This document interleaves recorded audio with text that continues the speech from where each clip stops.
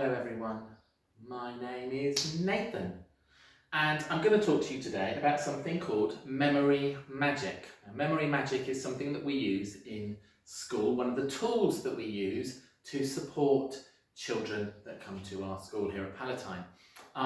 Memory magic is a tool, an intervention that we can use to support children who have problems with their working memory. So if children forget instructions, forget the things that they're told to do when they go and do their work, then maybe memory magic is something that could help your children.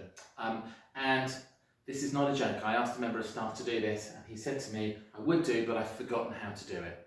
That's not actually a joke. I thought it was quite funny though. So memory magic is all about developing children's working memory, and what it does is it uses 7 magic tricks, that it calls them, to help children, to give them strategies to help them develop their memory and their working memory skills. So what we do at school is if we think that it would help children, we can do a short assessment to work out where some of their strengths and weaknesses are, and then we look together at the magic tricks. So I'm going to take you through the magic tricks, talk to you about them briefly, and then you can think about whether or not that's something that would help. So yeah, it's for children who have working memory problems. The first step is called focus. So in this part of the program, we do things that help children to really focus and show their attention towards something. So we'll do things like join the dots, maybe we'll play bingo, we've got superhero bingo here. We might play pass the action, where we do an action and we ask the child to copy it. We might do a copy me game, lots of different games that we can do to help children to develop their ability to focus. That's the first step. The second step is called rehearse, which is all about following instructions.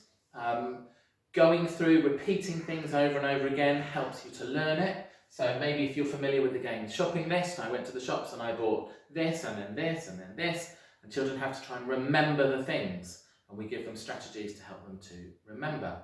So the second part is rehearse. The third step, the third trick, is all about putting things in groups. It's really important. The way our memories work is our brain stores things in different places in our brain to do with things that are similar to them. So it's important that we can put things in groups.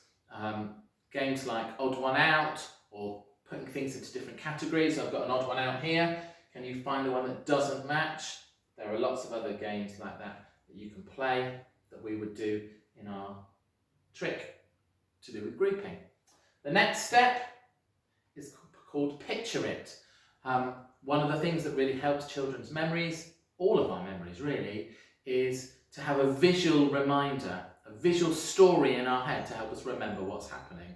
So if I said the words to you, man and apple, and I wanted you to remember them in that order, maybe you would think of a man eating an apple. That might help you, the man eating the apple. Of course, as with most things, if we can find it quite funny or a little bit naughty, it helps us to remember it a little bit more. So a man with an apple for a head might help you to remember that order instead. So picture it would be step number 4 that we would use in memory magic.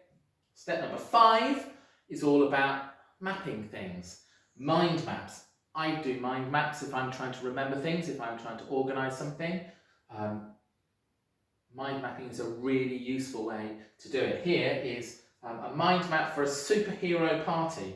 All the colours are really important, so we've got all the food in green, the theme, the things you might give out are in red, purple is the decorations, the yellow is the venue, blue is the guests, orange is the entertainment. Mind mapping really helps us, really helps our brains to remember things and to organise things within our brains. Mapping things is a really good way of developing your memory skills. Number 6, linking things. Linking things together in our brains. This is what this step is all about. We often use mnemonics or little rhymes or acrostics to help us do this. Maybe you're familiar with naughty elephants squirt water or never eat shredded wheat as the way for remembering the points of the compass. Colours of the rainbow. Richard of York gave battle in vain. That's the way I remember the colours in the rainbow. Maybe you have your own ones. Again, if you've got slightly naughty ones or funny ones, they help children to remember them even more. So this would be step number 6, trick number 6 is all about helping them to make links. And then step 7, it's called Your Spell, and it's asking the children to think about which one works best for them. Which one of those different spells, which one of those tricks that we've done actually works best for them, and then we use that within their work. Actually, we would use all of these within our working classroom anyway. It's just helping specific children with those working memory problems. So that's memory magic. Maybe you think that might be quite useful.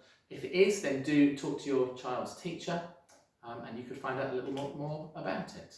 Thanks for watching, everyone. Bye-bye.